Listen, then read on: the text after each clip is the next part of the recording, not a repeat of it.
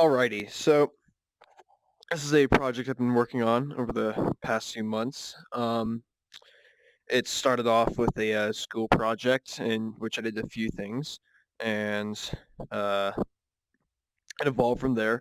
Long story short, the project was learning the code and script, and I did that through Unity. And this is kind of and I figured that was a good way to kind of show off what I learned because there's a good visual element to it, that being hence the game. And so I decided to do it in VR. Um, kind of just getting through it pretty quickly. Uh, Everything I initially did for the school project consisted of what's on this table, partially including the bow, this and this. Everything else has been added henceforth then. And that consisted of a few things like being able to pick up a ball, being able to spawn a new ball using that button, changing daylight by putting my hand in here, which spawns a target. If I hit that target, spawn a new brown cube, put it in there, and this turns from a red light to a green light, and only the brown cube would do that. Some pretty basic stuff. Um, and also I had a remote control to initially move around because I didn't scripted in moving with the controller stick. That's pretty sophisticated. And even then it still is.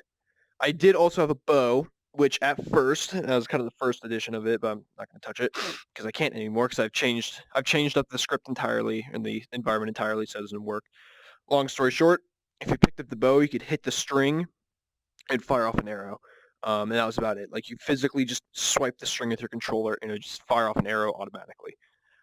So quickly kind of going through and everything that I have done since then. Starting off with the bow, this is probably like the biggest thing I've been working on the most. So first off, if I go to grab it, kind of teleports and snaps into my hand. Then if you may notice, I have a shadow behind me. This is a quiver. So if I put my hand behind here, click, pull it forward, I now have an arrow. I put this in. I know it's not aligned. That's just a quick fix. I just keep on forgetting to get around to doing it. But so now if I go ahead and I can like pull this back and it sticks with it, it would stick with it perfectly if it was aligned correctly. But you can see how perfectly it does. The arrow tracks with it perfectly, which is nice and everything. And on top of that, the string also moves with it and it stays connected to this part of the quiver the entire time. I can do this, let go, and it fires off an arrow. If I have the string really taut and pull it all the way back, it fires it really quickly. If I pull it back partly, arrow barely goes anywhere. So like it depends on how much you pulled the arrow back to let it fire, and like you can even let it go. You can also put it. The arrow automatically kind of connects in there and does its whole thing. You can also pull it out if you want to. Let go of the arrow. There are some bugs associated with it. Sometimes the arrow will get stuck into my hand if I am like touching too many colliders at once when I start pressing buttons, that sort of thing. Small bugs I need to fix out. But I also have some targets. Fire some arrows off at that. And if I hit one of those targets, a new one spawns. Hey, actually hit it. So yeah, that's just a fun little thing to do. And so this is the bow. This is the whole thing. Some of the challenges I faced were getting the string to work and aligning it with my hand, which took a while, but I eventually got it.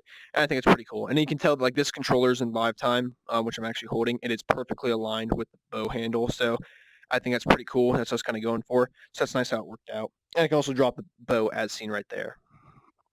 So getting onto a few other things. First off, I made it so I can move around. This is the one script where I did have to take a large chunk of it from the internet. It's the only, everything else in here has been fully 100% designed by me, without referencing anything. I just kind of, all I did was reference the API and use knowledge from there to build the script, so I'm kind of happy about because I was kind of learning the process rather than just copy and pasting scripts that other people created. The movement one, it's a bit of both. Unfortunately, getting this to work was very sophisticated, but I really wanted a way to move around besides that because that is very ghetto, you could say. Long story short, depending on if I'm holding the top of the touchpad, my controllers are a little broken, so it seems to stop moving. It moves around. If I'm holding top of the touchpad, it moves in the direction my controller is facing, which is kind of nice.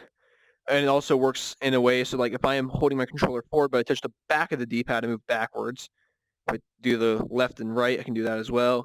So like, for example, if my controller is facing this way, I hold the left part of the D-pad, which is right there, I'll move forward essentially. And I also have designed a bit of colliding with my character. This is still extremely buggy, but for example, I can go up like surfaces and everything. If it gets too high of an incline, I'll slide down. Um, I also, okay, yeah, see this controller's a little broken. I can also collide into walls properly. My head acts as a collider, so I won't go through them. It's still very finicky sometimes, and sometimes I will clip through stuff. But it's pretty good for now. Like right now, I'm pushing my head into the thing, but the collider's shoving my character back. So that's kind of nice.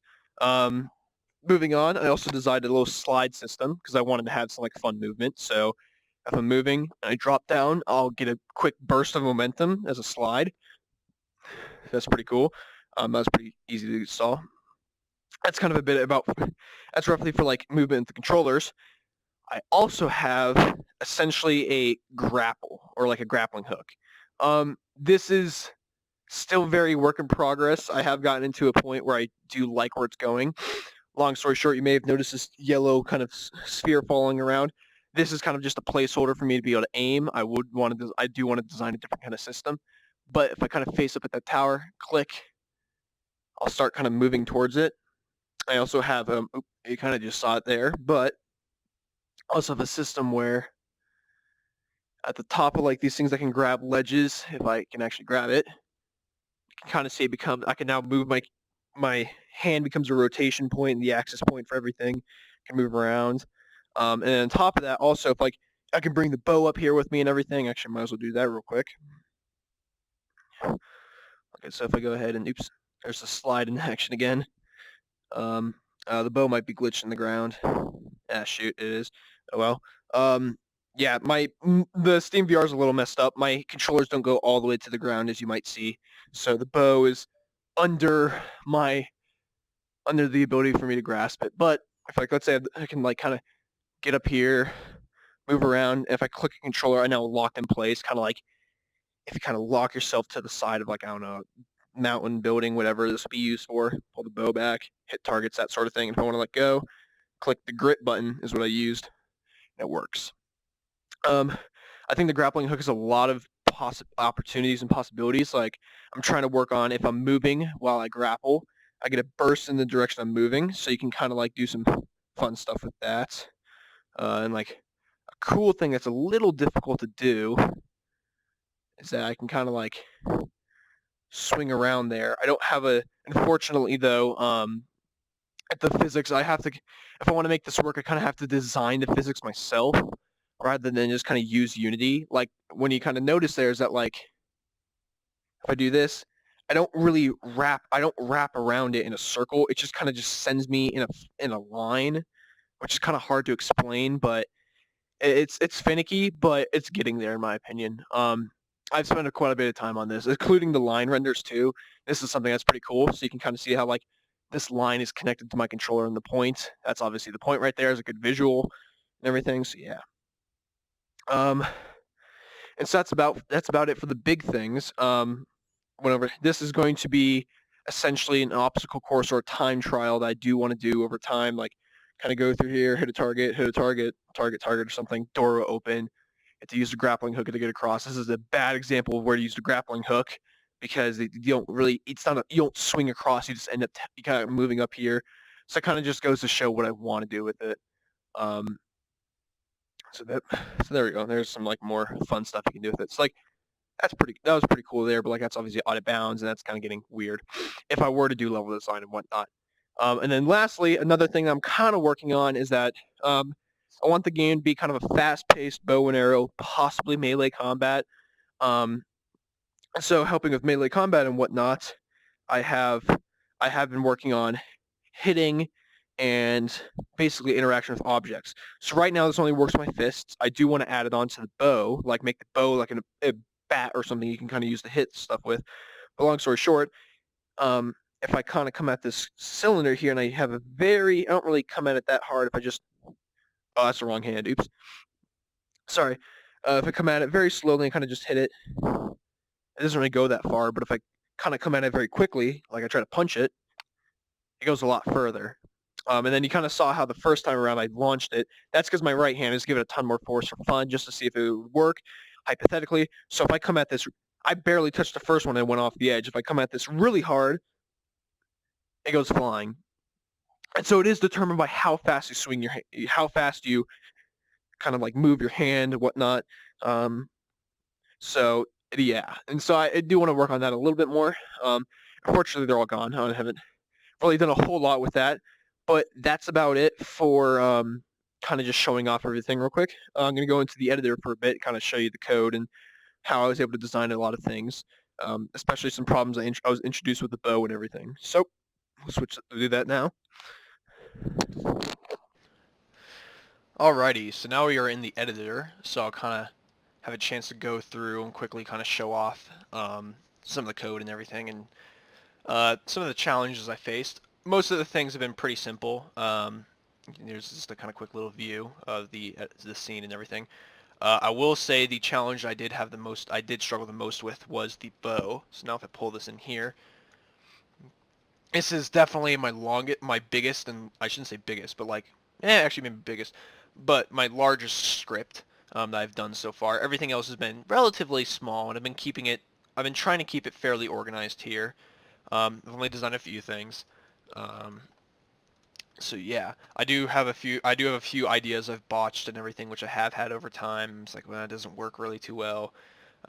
So yeah, let's see here. So, taking a look at this, there's a lot of stuff going on here. And one of the main issues I faced with the bow, if I come and look at this real quick here, as you can see there's a lot of colliders going on here, lots of stuff. That's to do with the bow itself, like what's the collider I can grab it from, and on top of that I also have this, which is like the collider for if I have an arrow, it detects like is the arrow close enough to the string to kind of lock into place. And on top of that, there's a small little script for this that I designed that will make it get bigger. The box will get bigger as you pull the arrow back, because in a real life standard, in real life, if you think about it, if you have a bow and an arrow, your fingers are locked to the string of the arrow. They're locked to this the notch right there, and with that, it helps guide your hands um, systematically, and you don't have to really worry about it too much. You kind of just don't really think about it. It's not something you're really too worried about. Like your fingers there, you pull it back, and it's self-guided because you're making physical contact. In VR, there is no real contact. You're holding controllers out in a 3D space that does not have any restrictions. So the issue is that like there's nothing to guide your hand. So I don't want to punish the user for not being able to properly guide their hand perfectly enough, because we're not designed as humans to be able to do that. When the idea of holding a bow and arrow is that it does it for us. That's kind of like what we've been taught through just everything. So the box gets bigger to kind of help give people or the user a sense of just like being able to do it, I guess, and they don't have to worry about it too much. And um, it's pretty lenient and everything, because chances are in the game, if you have the arrow pulled all the way back, you have it all pulled all the way back because you intend to fire it. You don't have it pulled all the way back because you intend to take it out of the string. If you kind of push it back together where it's in this resting position, there's a good chance you want to pull it out maybe. So that's hence the idea. That's just something like real quick. Let's see, going back to the script here. So I don't know if it's in here or not, but yeah. So kind of looking at this and everything, there's a lot of math going on. But I would say about 50% of this entire script is dedicated to the string of the bow, and that is because getting the string to properly rotate. Oh, I'm a little too zoomed in here. Not a big fan of the Unity zooms you in too much or too little. I kind of hate it. Maybe I'll look at this one then, because it's still the same model. The string, getting it to rotate around this corner and this corner, while perfectly being connected to this middle notch. I can't zoom in and view that. Being perfectly connected to that middle notch was the hardest thing. At first, I tried typical physics-based Unity stuff, and like I just made this a rotational point, and like, hey, just make these some joints and be connected to this piece. That did not work in the slightest. That broke it entirely. Okay. So I eventually had to just get to some basic math and design it to just move its transform and rotational functions over time. The way I did that was through the thing I'd probably least expect, and that being an inverse tangent function. So, what do you know? Trigonometry did something. Anyways, so the inverse tangent function, the main reason for that is uh, when you're looking at an inverse tangent, the idea is that this when you pull the string back, this you now have a triangle. You have a line right here, another line, and a third line. So this is technically a 90-degree triangle right here, and then you have the hypotenuse. Crud, maybe it's hypotenuse. I forget the term for it. I can't believe I'm forgetting it. But you have the longest side of the triangle right here. And so since we know this is a 90-degree angle, I want to try to determine what this angle needs to be to rotate this string at. And so by doing that, we can come up with an inverse tangent function because we know that this side length right here is constant. It's not moving. It is going to be the same length all the time. This length is changing, and this length is changing as well. So by knowing that this isn't moving, and by knowing that this is moving, we can design an inverse tangent function to determine, okay, what's the length of this? How does it compare to this, which is constant? Now that we know both of those, we know that this is a 90-degree angle, determine the angle for this. And in doing so, it rotates the string properly. And that's all the math here done to do that. There's a lot of stuff going on. Like here's the actual inverse tangent function. Here's the length of that string because I know it's constant. I have two different values because I messed up while modeling and I made this string slightly shorter than this string, or it might be the other way around. And long story short, they're not the exact length. Thus, the math doesn't check out for them, so I had to do this twice over to get the right values for everything. So values are slightly different everywhere. Like 0.9, we have just 1, that sort of thing. It gets... Anyways, but it ended up working out. And so on top of that, the string rotates properly, and the string also stretches its scale. Like its scale also, this is the scale of the lock, so the values are weird and everything. But if we go to an actual string, like the scale of like let's say its wide length, which is just the length of the string, also expands. As you pull the string back because the string is supposed to stretch. How do you get something to stretch in Unity? Well, you can just make it, if it's a solid color and it's a solid object and it's hard to tell like any details or anything, you can just stretch out the scale of it, which I did. And that ended up getting the string to properly align with this back notch. And I did some other stuff too to get this to work, which is pretty complicated. But I guess long story short, I had an issue where I couldn't always determine, like assuming that this is a 0 value, I can just determine just the y, just like I think it's the z, it's the x distance, just the x distance it is away from the bow or something, because it also like if I'm pulling it back, here comes another play of like I don't have the restrictions of real life to keep my hand in place. I am pulling it to the side and up and down a little bit as well as back. So to get it so it just moved in the x direction, it only looked like it moved in the x direction. I had to do some other stuff where like there's two different points. Like one of them, like when I grab it, it gets teleported to my hands as it becomes a part of my hand now. And so then it translates back its actual world position to the notch that's still on the bow, and then their positions are the exact same, but the notch that's still on the bow is now translating its distance from from its 0 position because now it can go now it can determine how far its local position is away from the bow, and so that's how I was able to get that. You might be able to see it here a little bit. New vector. I'm gonna can't really quite determine where it was. I think it's if I grab the notch. Yeah, so it's kind of like right here. It's kind of hard to see, but like I build a new point and it kind of teleports and everything. And on top of that, there's also some more math that is involved to kind of help like give the arrow a force when I fire it and let go. So it's like on trigger exit somewhere. Let's see if I can find it. Yeah, here you go. I'll add relative force. And so I also did it. I know it's a weird way to do it. I could have just done math and made it to the third exponent, but this angle value here is the angle of the string because that tells me if the angle is 0, then the arrow's not pulled back. If the angle is what is a 1.0 value in this case, which means it's pulled all the way back because there's a maximum distance you can pull the string back. Once it's at 1.0 value, and you kind of like, there's also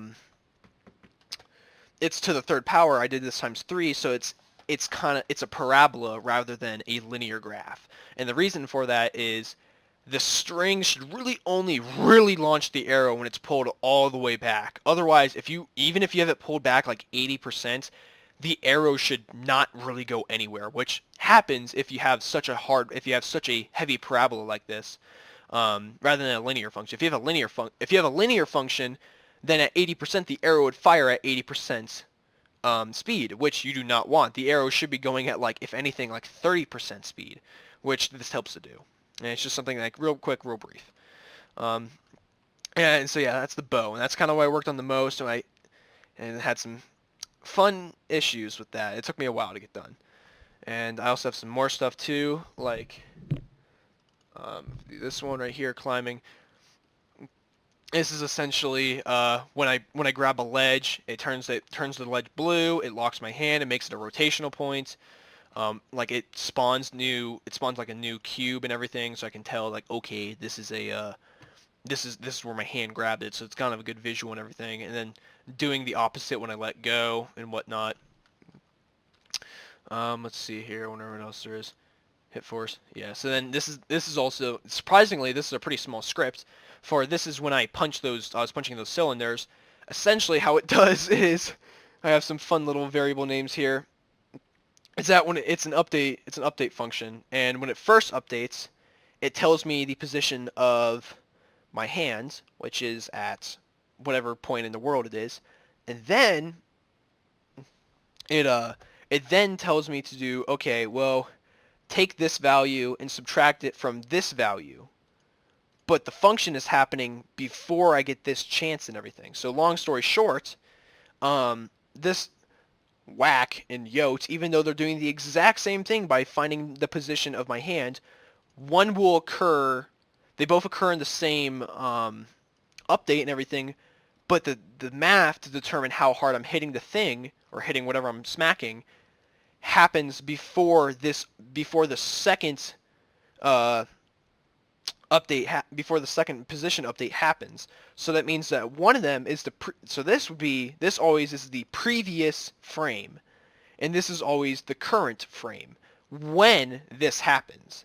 So that means that my hand will have two different values, and I have a vector 3 now, and I can determine, like, okay, that's the force I'm adding. I just give it some force and determine however the vector 3 is coming at it. That's how I'm hitting the object with my hand, and it will send it off flying and everything. So yeah.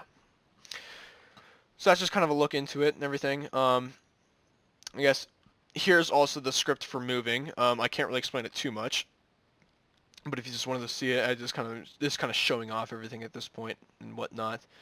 And so yeah, I wonder if I can quickly kind of bring up the. That's not it. Here we go, point grapple. Yeah, so this is also the grappling script and everything. How I did it was I used the Unity configurable joint, which, if you don't know what that is, that's a joint where I can literally do anything with it. It's completely open to interpretation. It doesn't have any preset requirements or anything. So I basically made it so that when the joint's connected and everything, and I press my hand, it now starts pulling me towards the point with a specific spring value. Spring value being like how fast I should be going towards it, and the maximum force being just like how quickly I can go. Like if I have a massively high spring value but a super low force value, I'll always be going towards it, but at a maximum speed, because I'll get locked out really quickly, if that makes any sense. And then the Y value obviously needs to be a bit more to compensate for gravity and whatnot, so that's why the spring value is like significantly higher at 35 than the X and Z values at 8 and everything. So yeah. And it's also got some more math and everything associated with it. So yeah, that's about it. I know it's all kind of I kind of just briefly skipped over and everything, but I'm trying to keep this video short because I'm just quickly kind of just showing off everything I've done in the meantime and whatnot. And yeah, that's about it. Thank you.